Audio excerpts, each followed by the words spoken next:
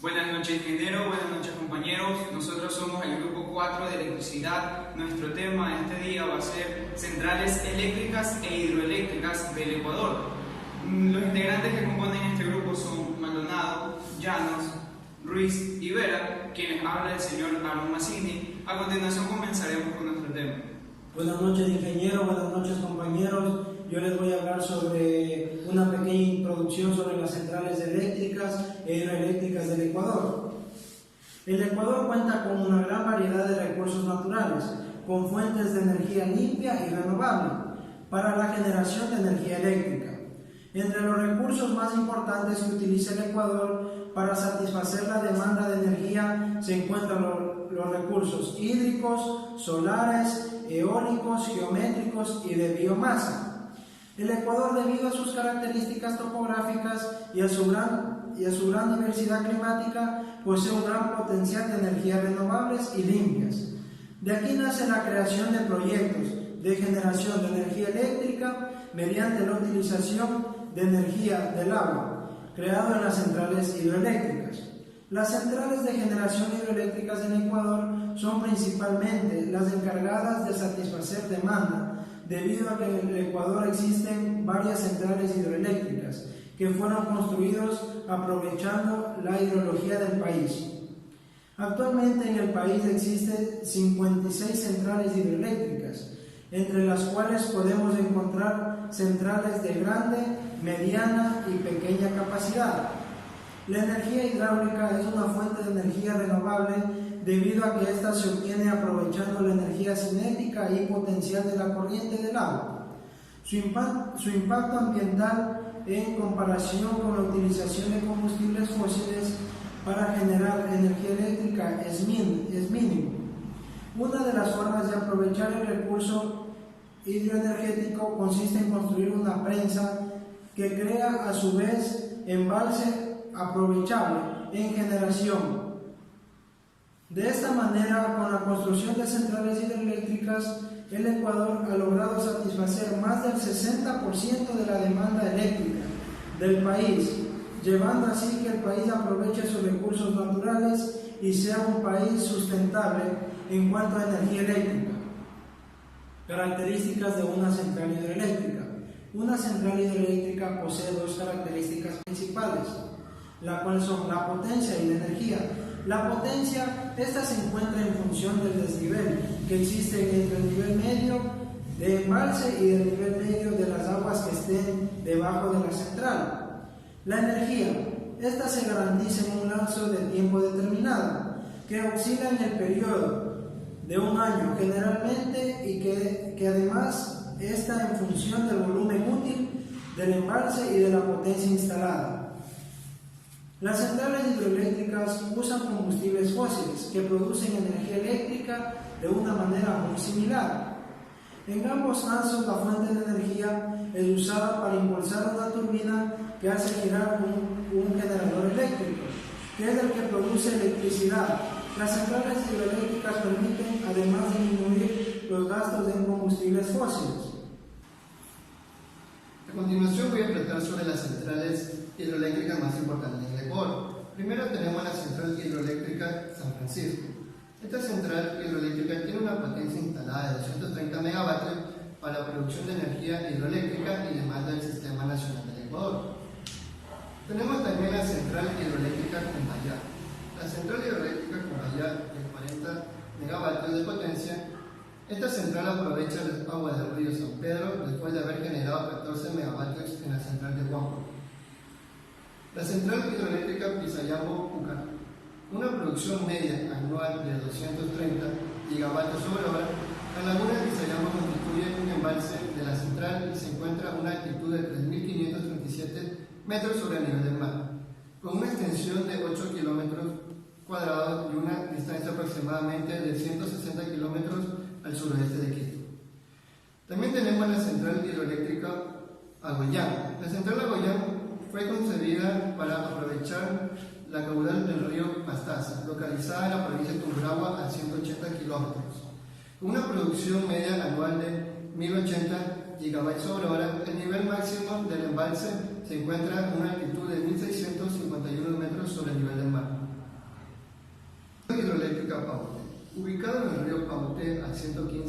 kilómetros de cuenca Ecuador es la generadora hidroeléctrica más grande del Ecuador, contribuyendo con la mayor cantidad de energía eléctrica en el país, de 110 megavatios sobre hora. Buenas noches, compañeros. A mí me toca hablar sobre los tipos de centrales hidroeléctricas. Una de estas es la central hidroeléctrica de Pasada, que consta en que en esta central no existe una acumulación apreciable de agua, o sea, de corriente arriba, de las turbinas. En una central de este tipo, las turbinas deben aceptar el caudal disponible del río, o sea, como viene, con sus variaciones de estación en estación. O si en ello es imposible que el agua sobrante se pierde por el rebosamiento de la misma.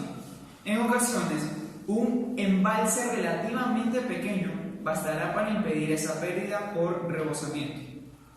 En la misma se aprovecha un estrechamiento del río y la obra del edificio de la central, en este caso la casa de máquinas, puede formar parte de la misma presa. El desnivel entre aguas arriba y aguas abajo es reducido, y si bien se forma un remanso de agua a causa del azul, no es demasiado grande. Este tipo de central requiere un caudal suficientemente para asegurar a lo largo del año una potencia determinada. O sea, queremos decir que necesita una gran cantidad de agua para que se pueda dar central. También sobre la central hidroeléctrica con embalse de reserva. ¿Qué quiere decir esto? En este tipo de proyectos se embalsa un volumen considerable de líquido, en este caso de las aguas arriba o río arriba, de las turbinas mediante la construcción de una o más presas que forman lagos artificiales. El embalse permite graduar la cantidad de agua que pasa por las turbinas. Del volumen envasado depende la cantidad que puede hacerse pasar por estas mismas. Con embalse de reserva puede producirse la energía eléctrica durante todo un año, aunque el río se seque por completo durante algunos meses. Por eso tendremos estas reservas, cosa que sería imposible en un proyecto de pasada, como lo expliqué antes. Las centrales con almacenamiento de reserva exigen, por lo general, una inversión de capital mayor que la que pasada, por lo mismo que hay que reservar el agua. Pero en esta mayoría de casos permiten usar una energía posible y producir kilovatios horas más baratos. Pueden existir dos variantes en este caso de centrales. Las centrales a pie de presa, que en un tramo de río con un desnivel apreciable se construye una presa de una altura determinada. La sala de turbinas está situada después de la presa. También contamos con las centrales hidroeléctricas por derivación de las aguas. Las aguas del río son desviados mediante una pequeña presa y son conducidos mediante un canal con una pérdida de desnivel tan pequeña como sea posible, hasta un pequeño depósito llamado cámara de carga o de presión. De esta sala arranca una tubería forzada que va a parar a la sala de turbinas. Posteriormente, el agua se devuelve al río abajo mediante un canal de descarga. Se consigue desniveles más grandes que la de central a pie de presa. También tenemos las centrales hidroeléctricas de bombeo. Estas centrales de bombeo son un tipo especial de centrales hidroeléctricas, ya que necesitan un empleo más racional de recursos hidráulicos de un país. Disponen de dos embalses situados a diferentes niveles. Cuando la demanda de energía eléctrica alcanza su máximo nivel a lo largo del día, las centrales de bombeo funcionan con una central convencional generando energía. Al caer el agua almacenada en el envase superior, hace girar el rodete de la turbina asociada a un alternador. Después, el agua queda almacenada en un embalse inferior durante horas y horas del día, en la que la demanda de energía puede ser menor. Esta es bombeada al envase superior para que pueda el ciclo producirse nuevamente, o sea, por volverse cíclico. Para ello, la central dispone de dos grupos de motores o bombas. Alternativamente, sus turbinas son reversibles de manera que puedan funcionar como bombas y los alternadores como motores, aquí como le ve la imagen. Ingeniero, buenas noches, compañeros. A continuación vamos a seguir con las principales componentes de una central hidroeléctrica. Se denomina central o represa a una barrera fabricada con piedra, hormigón o materiales sueltos que se construyen habitualmente apoyados a una montaña, sobre un río o un arroyo. Se encarga de retener el agua en el caudal fluvial con diferentes finalidades. Una presa solo puede retener a un cauce natural. Si retuviera un canal sería considerada una balsa. Las presas de hormigón son las más comunes y según su diseño hay de 4 tipos: presa de gravedad, presa de contrafuerza, presa de arco y presa de tierra. Presa por embalse es el volumen de agua que queda retenido de forma artificial por la presa. Se suele colocar en un lugar adecuado geológicamente y topográficamente. Se puede emplear para generar energía eléctrica abasteciendo de agua las poblaciones, regueros, etc. Tomas de agua. Las tomas de agua son construcciones que permiten recoger el agua para llevarlo hasta las turbinas por medio de canales o tuberías. Se sitúan en la pared anterior de la presa, la que da al embalse. En el interior de la turbina, el agua se transforma la energía potencial en cinética, es decir, adquiere velocidad. Además de unas compuertas para regular la cantidad de agua que llega a las turbinas. Posee unas rejillas metálicas que impiden que los elementos extraños como troncos, ramas, etc. puedan llegar a los álabes y producir desperfectos. Tubería forzada o tubería de presión o impulsión, con el fin de impulsar el fluido y mejorar la capacidad de generación de la presa. El agua se hace correr a través de una gran tubería llamada tubería forzada o de presión, especialmente diseñada para producir las pérdidas de energía que se producen llevando el agua hasta la última turbina de la máquina.